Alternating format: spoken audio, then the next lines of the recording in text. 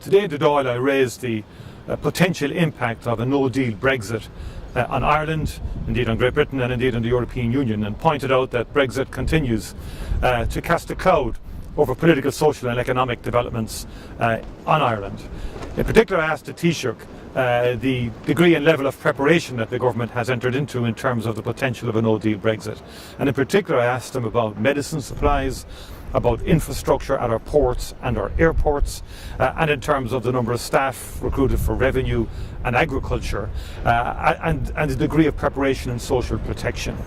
It seems the government is very late in the day in publishing its plans in relation to the impact of a no-deal Brexit.